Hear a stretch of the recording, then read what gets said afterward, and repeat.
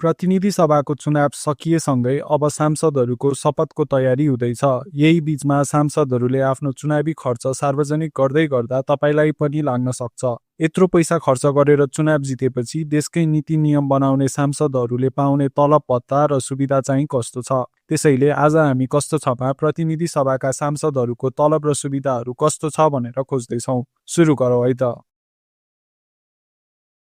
कस्तो छको अनुसार नेपालमा प्रतिनिधि सभाका सांसदहरूले मन्थली स्यालेरीसँगै धेरै फेसिलिटिजहरू पाउँछन्। यो सबै act relating to the remuneration and facilities of the office bearers and member of the federal parliament अनुसार हुन्छ। टाढा टाढाबाट काठमाडौँ आउने सांसदहरूलाई धेरै एक्स्ट्रा सुविधाहरू पनि छन्। Salary and alliances. Basic monthly salary सांसदहरूले मन्थली ६६,०७० रुपियाँ पाउँछन्। स्पेशल अलावेन्स 1000 रुपियाँ मन्थली स्पेशल अलावेन्स पनि हुन्छ। Communication facilities mobile phone bill, newspaper किन्न र अनलाइन सब्सक्रिप्सनको लागि 3000 रुपियाँ मन्थली पाउँछन्। वाटर एन्ड इलेक्ट्रिसिटी पानी र बिजुलीको बिल तिर्नलाई 2000 रुपियाँ मन्थली पाउँछन्। मिटिङ अलावेन्स संसद बैठक या कमिटीको मिटिङमा भाग लिए बापत प्रतिदिन 1000 रुपियाँ अलावेन्स पाउँछन्। ट्रान्सपोर्ट अलावेन्स मिटिङमा जाँदा आउँदाको लागि प्रतिदिन 1000 रुपियाँ ट्रान्सपोर्ट अलावेन्स पनि पाउँछन्। नोट, यदि एकै दिनमा संसद र कमिटीको मिटिङ भयो भने दुईटा अलायन्स पाउँदैनन्। ट्राभल एक्सपेन्सेस नयाँ निर्वाचित सांसदहरूलाई काठमाडौँ आउने बेलाको यात्रा खर्च, हवाईजहाज या बस टिकटको पैसा पनि दिइन्छ।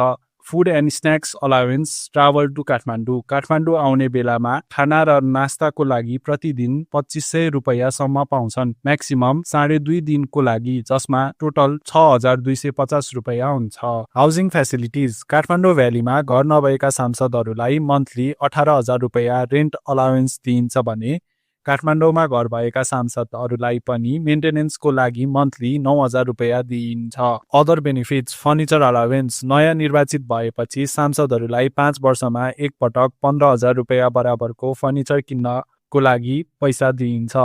पर्सनल सेक्रेटरी सांसदहरूलाई उनीहरूको काममा हेल्प गर्नको लागि gazetted third class personal secretary appoint गर्न मिल्छ। सेक्रेटरीको सर्भिस फेसिलिटी उनीहरूको अकाउन्टमा जान्छ। तर यो सुविधा अहिले धेरै जसो सांसदको लागि कटौती गरिएको छ। नोभेम्बर 2025 को क्याबिनेट डिसिजन अनुसार इन्डिभिजुअल सांसदहरूले पर्सनल सेक्रेटरी राख्ने सुविधा हटाएर सेक्रेटरीले पुलबाट मात्र हेल्प गर्ने नयाँ व्यवस्था ल्याइएको छ। डोमेस्टिक ट्राभल अलावेन्स देशभित्र ट्राभल गर्दा प्रतिदिन 2500 रुपियाँ पाउँछन्। इन्टरनेसनल ट्राभल अलावेन्स एब्रोड ट्राभल गर्दा प्रतिदिन $225 पाउँछन्। डिप्लोमेटिक पासपोर्ट देशको प्रतिनिधित्व गर्दा या संसदको कामले अब्रोड जाँदा डिप्लोमेटिक पासपोर्ट पनि पाउँछन्। मेडिकल फेसिलिटिज फेडरल पार्लियामेन्ट सेक्रेटरिएटमा सिनियर डाक्टरसँग फ्री कन्सल्टेसनको सुविधा छ। सरकारी अस्पतालमा भर्ती भए बिल अनुसारको पुरै खर्च पाइन्छ भने प्राइभेट अस्पतालमा भर्ती भए बिलको आधा पैसा पाइन्छ। अब्रोडमा उपचार गर्न परेमा हाउस स्पिकरको अनुमतिले 1 वर्षसम्म को स्यालेरी र अकोमोडेसन अलायन्स पाउन सकिन्छ। एडभान्स फेसिलिटी सांसदहरूले आफ्नो मन्थली स्यालेरी र हाउसिङ अलायन्स म्याक्सिमम 3 महिनासम्मको एडभान्समा लिन पाउँछन्, जस्टिफाएबल रिजन देखाएर।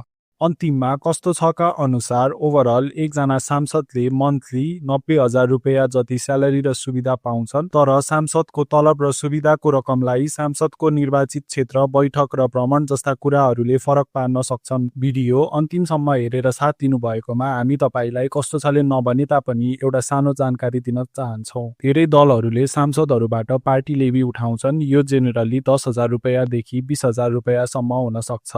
यस्तै कस्तो छ खालका प्रश्नहरूको उत्तरको लागि तपाईले हामीलाई फलो गर्न सक्नुहुन्छ र तपाईले आफ्नो कस्तो छ क्वेरीजहरू www.kastochhanepal.com मा गएर सर्च पनि गर्न सक्नुहुन्छ। Thank you.